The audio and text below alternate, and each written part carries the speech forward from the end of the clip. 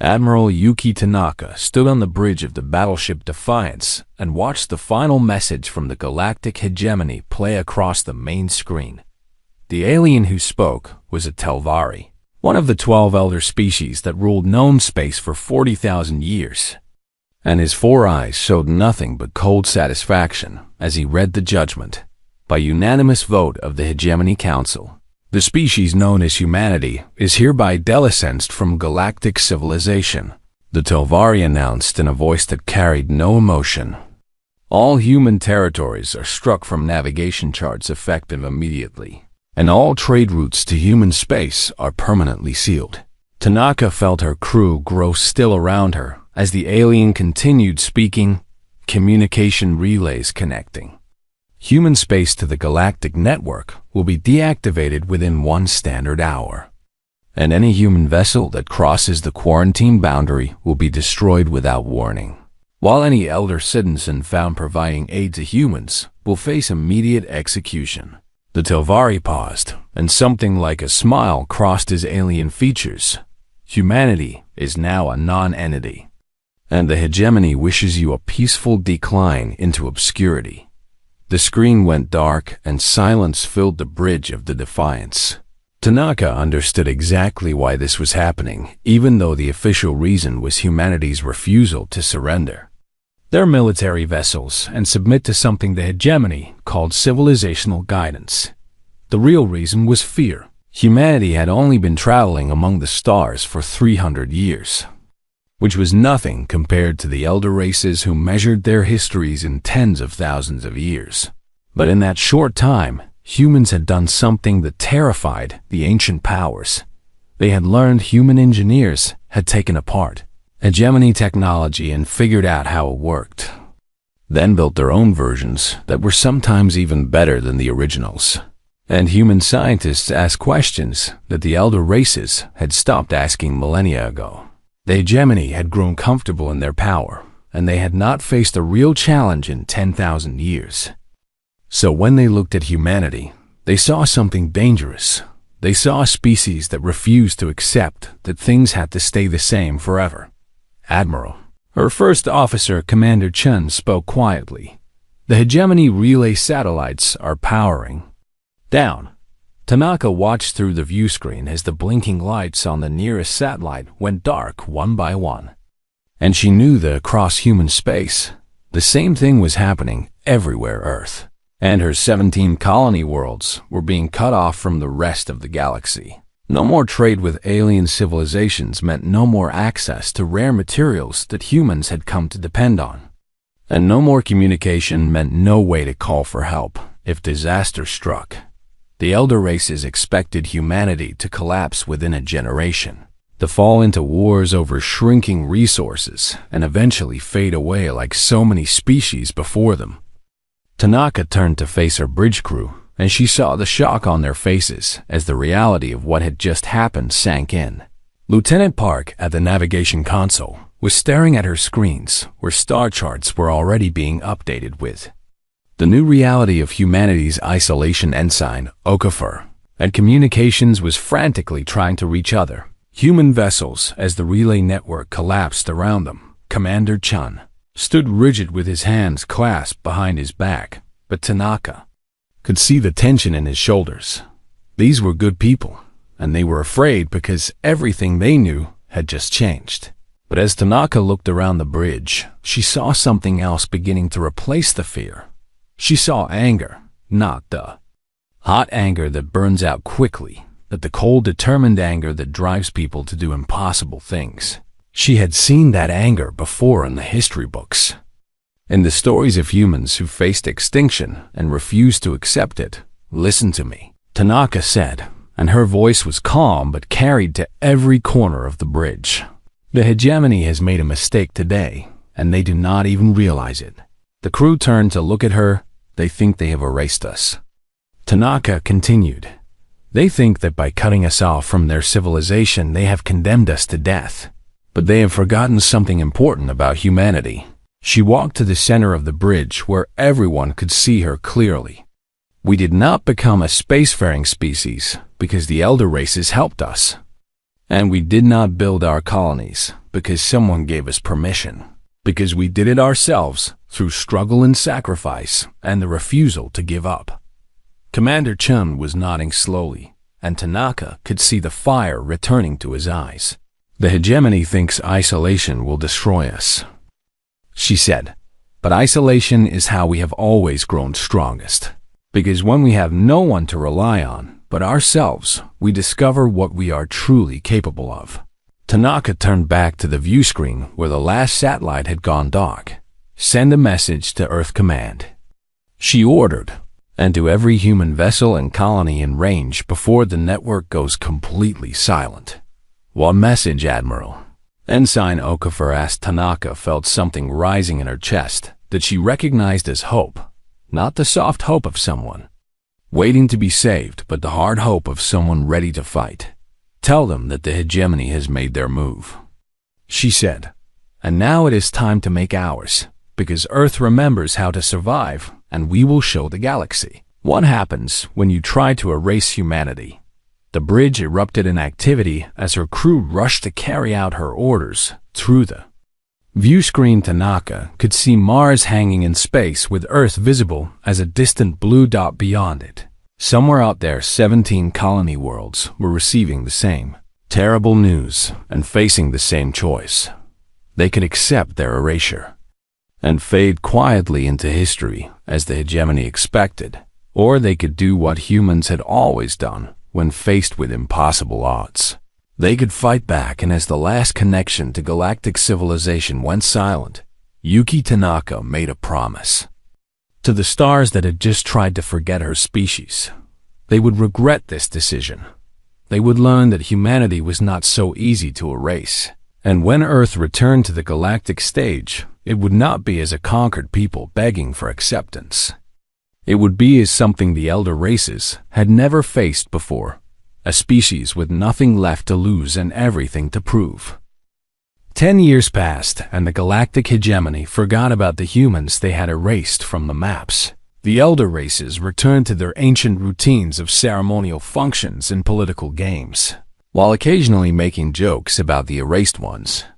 At their endless diplomatic gatherings, I heard the humans have probably eaten each other by now, a Talvari ambassador said at one such function, and the other delegates laughed at the thought of the primitive young species tearing itself apart. They were so confident in their judgment that they did not notice the anomalies at first. A mining station on the galactic rim went dark without explanation, and the hegemony sent investigators who found nothing but empty corridors and silent machines. A patrol vessel vanished near a dead system, and when search parties arrived, they discovered only debris floating in the void. Strange signals flickered at the edge of sensor range and then disappeared before anyone could identify their source. The hegemony dismissed these incidents as pirates or equipment failures or cosmic interference, because the alternative was too disturbing to consider. Inside the quarantine zone, humanity had transformed itself. The shock of erasure had done something that centuries of internal conflict could not accomplish. And for the first time in their history, all of humanity united behind a single purpose. Survival. Admiral Tanaka now commanded Earth's combined fleet from a massive space station hidden in the shadow of Jupiter, and she watched with pride as her species did what it had always done when facing extinction. They adapted human mining vessels, stripped asteroids for resources that the elder races had said were inaccessible, and human engineers built shipyards in places that the hegemony star charts said were empty. Most importantly, human scientists began to unlock the secrets of elder technology, not through careful patient study, but through wild experimentation that the ancient races would have considered insane. The faster-than-light drive was the greatest challenge because the hegemony had guarded this technology more closely than any other. Human engineers died by the hundreds in failed tests that tore ships apart or sent them tumbling into stars. But each failure taught them something new, and each death brought them closer to understanding. After 4 years of sacrifice, they succeeded. The first human-designed FTL drive was ugly and crude compared to the elegant hegemony systems, and it tore through space-time with brutal violence instead of bending it gently. But it worked, and it was 3 times faster than anything the elder races possessed. Lieutenant Commander Marcus Cole was 28 years old when he volunteered to lead the first reconnaissance mission beyond the quarantine boundary. His ship, the Shadowrunner, was barely larger than a shuttle, and it carried experimental stealth technology that human scientists had developed by asking questions the elder races considered forbidden. What if we could bend light around a ship instead of just absorbing it? They had asked, and the hegemony would have called such thinking impossible. The Shadowrunner proved them wrong. Cole and his crew of 4 slipped past the quarantine patrols like ghosts and spent 6 months gathering intelligence from the heart of hegemony space. What they discovered changed everything. The elder races were not the enlightened civilization they claimed to be, and the hegemony was not a government dedicated to peace and prosperity. It was a system of control that had maintained power for 40,000 years by eliminating any species that might challenge them. Cole found records of dozens of species that had been delicensed over the millennia, and some had been exterminated completely, while their names were erased from history. Others had survived, but only as slave labor on industrial worlds, where they worked until they died for the comfort of their masters. The Veth were one such species, and Cole watched from hiding as gray-skinned beings with too many joints in their limbs loaded cargo onto hegemony vessels under the watchful eyes of armed guards. The Koreth were another, and these 4 armed warriors had once been the most feared fighters in the galaxy before the hegemony broke them. Everywhere Cole looked, he found the same pattern of erasure and enslavement hidden beneath the surface of civilization and order. When he returned to Earth space with his findings, Admiral Tanaka called an emergency meeting of humanity's War Council. We were not quarantined to protect the galaxy from us, Tanaka said as she reviewed Cole's intelligence reports. We were quarantined because the hegemony recognized us as a threat to their power. The council members studied the evidence of atrocities stretching back 30,000 years and something. Hardened in their expressions, humanity had spent 10 years preparing to survive. Now they began preparing for something else. We cannot fight the hegemony alone, Commander Chun said. Their fleet outnumbers ours by hundreds to 1. Marcus Cole, who had been promoted to a captain after his successful mission, spoke up from his seat at the table. We are not alone, he said. There are dozens of species out there who have suffered under the hegemony, and they have been waiting for someone to give them hope. Admiral Tanaka nodded slowly as a new strategy began to form in her mind. Then that is exactly what we will give them, she said. We will show them that erasure is not permanent and that the hegemony can be challenged. She turned to face the view screen that showed the stars beyond the station. We will show them that humanity remembers what the elder races have forgotten, she continued, and we will teach them that some things cannot be erased no matter how hard you try. The silent years were ending, and the galaxy was about to learn that humanity had not been quietly dying in their isolation. They had been preparing to return.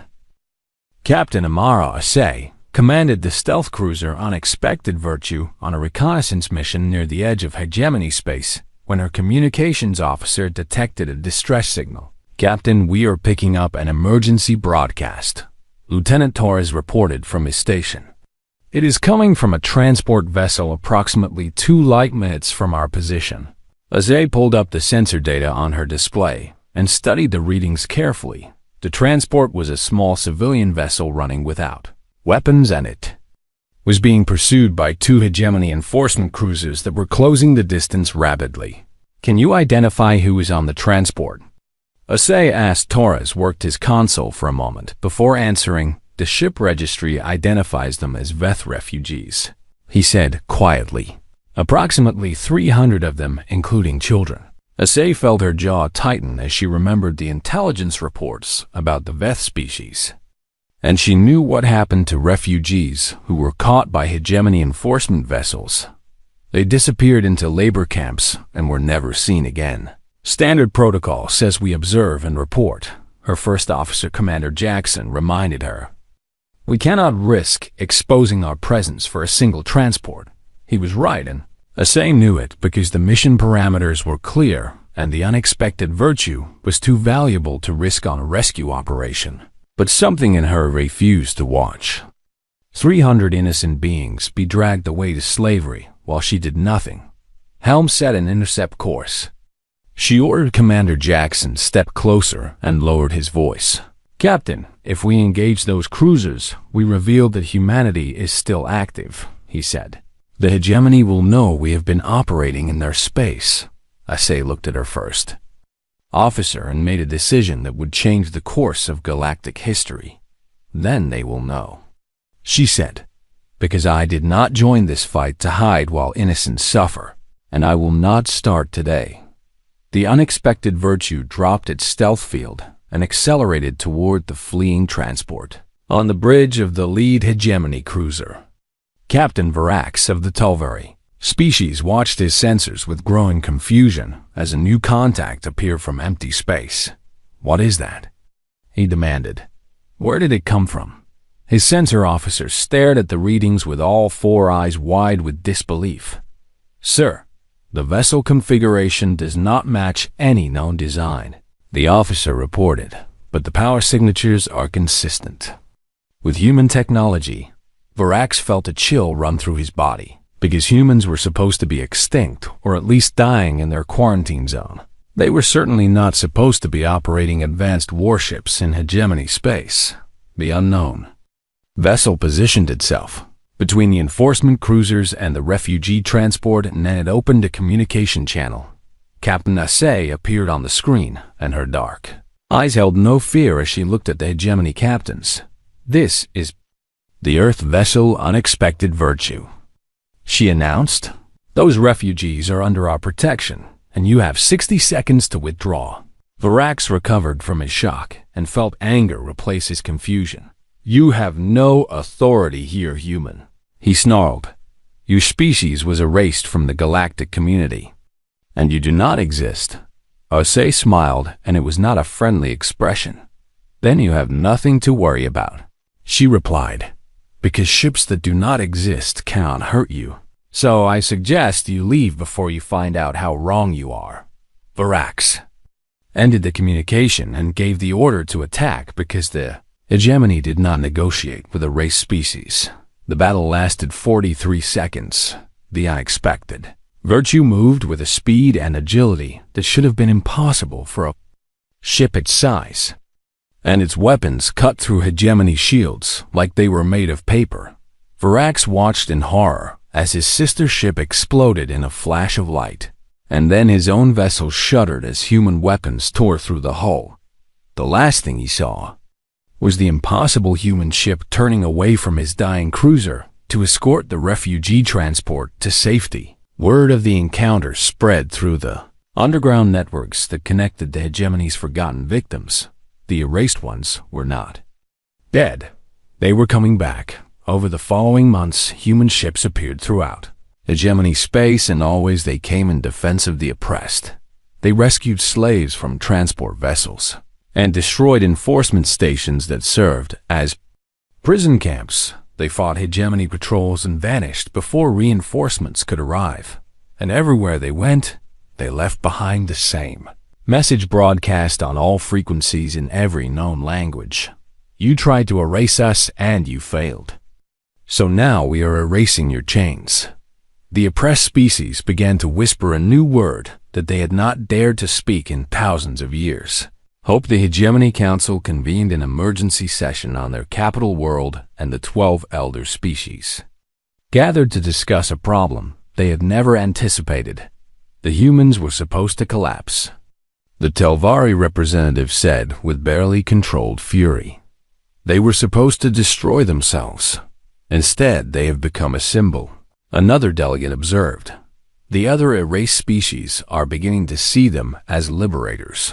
The council argued for hours about how to respond while their civilization trembled beneath them. For the first time in 10,000 years, the elder races felt something they had forgotten existed: fear. And somewhere in the darkness between stars, Captain Amara Asay guided her ship toward another rescue mission, because humanity had not returned to the galaxy for revenge. They had returned to remind the universe that some things could never be erased, and the stars were just beginning to learn what that meant. The hegemony could not understand what humanity was building because their ancient minds could only think in terms of conquest and control. Admiral Yuki Tanaka stood in the great assembly hall of Station Unity and looked out at the gathered representatives of 17 species that the hegemony had tried to destroy. The VETH delegation sat in specially designed chairs that accommodated their many-jointed limbs, and their gray faces showed cautious hope as they listened to the proceedings. The crystalline axe communicated through pulses of light that translation devices converted to speech, and their forms sparkled like living diamonds in the assembly hall. The four-armed Korath warriors stood at attention with pride in their bearing for the first time in generations, and their presence reminded everyone that strength came in many forms. Each species brought something unique to the alliance, and each had been told by the hegemony that they were inferior or dangerous or wrong together.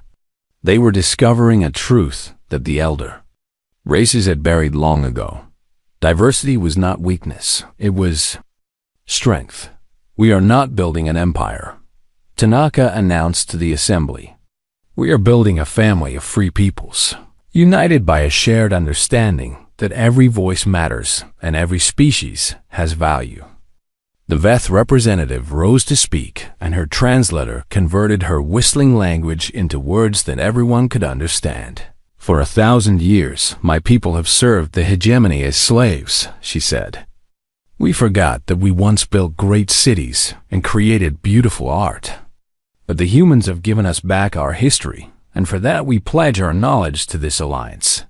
The VETH had mastered biotechnology in ways that even the elder races could not match, and their expertise would help the alliance develop medical treatments and agricultural systems that could sustain entire worlds. The axe speaker pulsed with brilliant light as they made their own pledge. We will share the secrets of our energy shields, the translation said. For too long we have hidden in our crystal caves while the hegemony hunted our kind. But now we will stand with those who stand for freedom. One by one, the representatives of the erased species made their commitments to the coalition.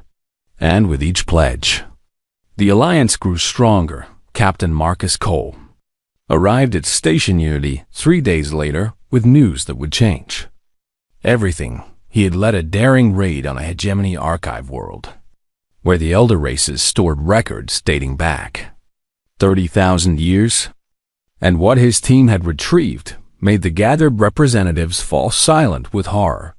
The hegemony is not a natural government, Cole reported to the assembly. It did not evolve through cooperation or shared purpose. He activated the display, and ancient records filled the air above the council table. 40,000 years ago, the 12 elder species were not elder at all. Cole continued. They were simply the first to develop faster than light travel, and they used that advantage to eliminate any competition.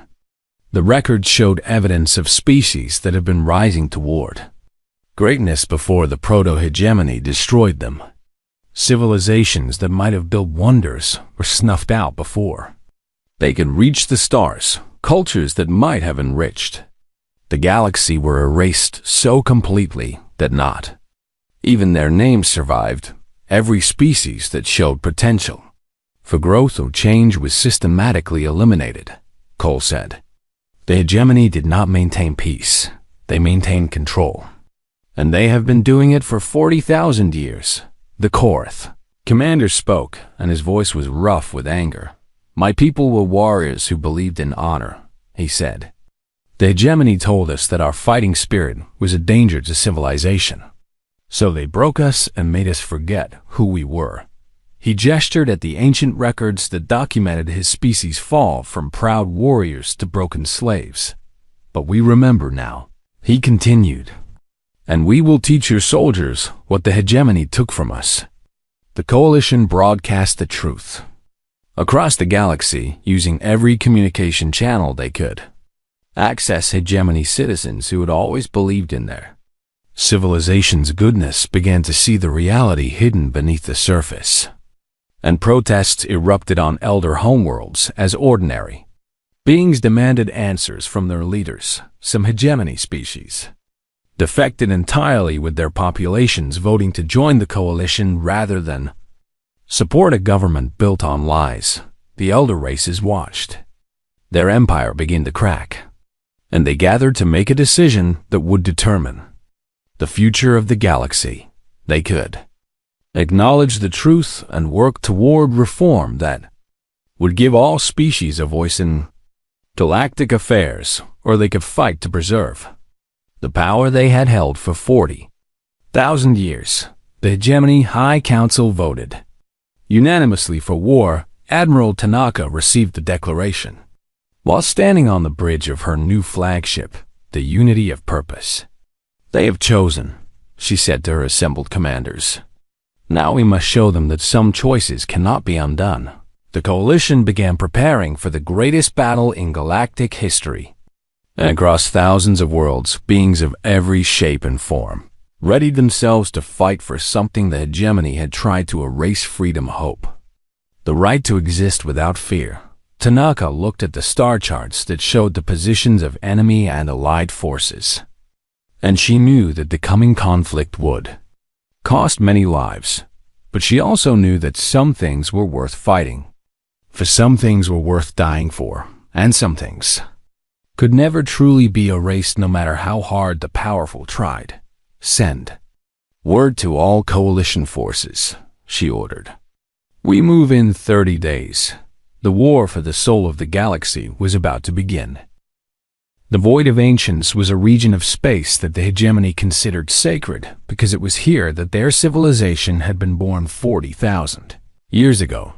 The elder races had gathered their entire combined fleet in this symbolic location, and 12,000 vessels representing the accumulated power of millennia waited in perfect formation. Admiral Tanaka brought the coalition fleet out of faster-than-light travel at the edge of the void and studied the enemy forces on her tactical display. 8,000 ships flew under coalition colors, and they represented humanity and the Veth and the Axe and the Korath and a dozen other species that had been told they were not worthy of existence. They were outnumbered, but they were not afraid. Admiral, we are being hailed by the hegemony flagship. A communications officer reported. Tanaka nodded, and the face of High Admiral Vexus appeared on the screen. Vexus was 6,000 years old, and he had commanded hegemony forces for longer than humanity had existed as a species. And his ancient eye showed nothing but contempt for the gathered rebels. You cannot win this battle, Vexus said. Your fleet is inferior in every way, and your coalition of broken species is no match for our power. Tanaka smiled because she had been waiting for this moment. You are right that we cannot match your numbers, she admitted, but we have something you lost a long time ago. She gave a signal, and across the galaxy, a transmission began to broadcast. The entire archive of erased history played on every screen, on every world in known space. Trillions of beings watched the truth unfold as records showed atrocity after atrocity stretching back 30,000 years. They saw the species that had been destroyed, and the cultures that had been enslaved, and the lies that had kept the hegemony in power. We came here to offer you a choice, Tanaka said to Vexus. The same choice you denied us, and the same choice you denied 100 species before us. She leaned forward, and her voice carried the weight of everyone who had ever been erased. Change, she said, or be remembered as you truly were. High Admiral Vexus ended the communication and gave the order to attack. The battle was unlike anything the galaxy had ever seen. Hegemony ships advanced in the rigid formations they had used for millennia.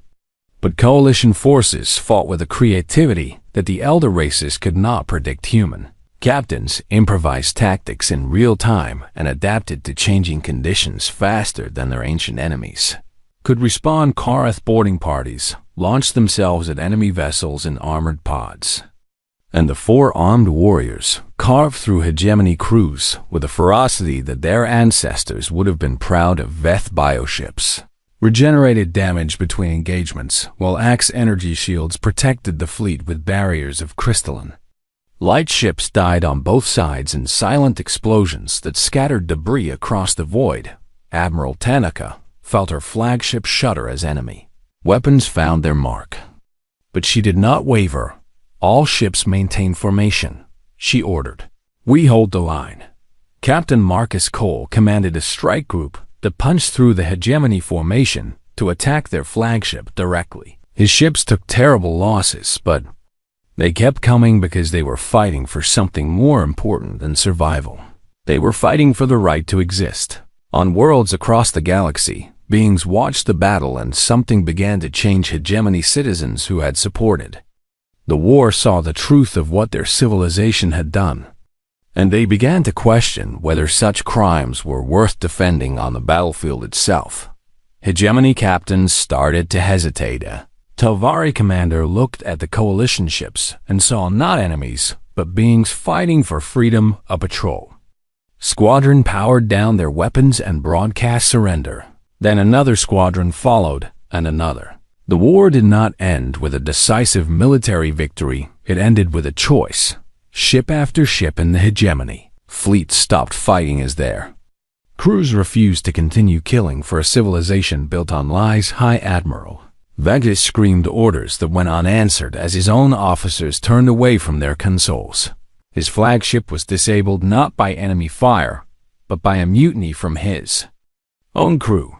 When the weapons finally fell silent, Admiral Tanaka looked out at the scattered remains of 2 fleets and felt something she had not expected. Not triumph, but sadness for all the lives that had been lost and all the years that had been wasted on hatred and fear. She opened a channel to all surviving vessels. The war is over, she announced. Today, we begin building something new together. 1 year later, Tanaka stood before the first session of the new Galactic Assembly. Humans sat beside Veth and Axe, beside Korath and elder races, beside those they had once suppressed. The old maps that had shown only the chosen species were gone, and new maps displayed every world and every species and every name that had ever been erased. Earth appeared as a small blue dot in an unremarkable arm of an ordinary galaxy. But that small dot had changed everything. A young Veth delegate approached Tanaka after the session, and her many joined. Limbs moved with grace that would have been impossible when her species lived in chains. Why did you do it? The delegate asked. Why did humanity risk everything to free species you had never even met? Tanaka thought about the question for a long moment before answering. Because that is who we are, she said. We do not believe that any voice should be silenced or that any species should be erased. She looked out at the gathered representatives of 100 worlds. The hegemony thought civilizations survived through control and fear. She continued, but we know better, because civilizations survive through connection and through the simple truth that we are stronger together than apart. The Veth delegate nodded slowly, and something like hope shone in her eyes. The stars tried to forget humanity, she said. Tanaka smiled and shook her head. They did, she agreed. But now the stars will remember. And in the great assembly hall where species that had been enemies now sat as equals, the future of the galaxy began to take shape, not through conquest or control, but through the simple revolutionary act of remembering every name, every voice, every species that had ever been erased.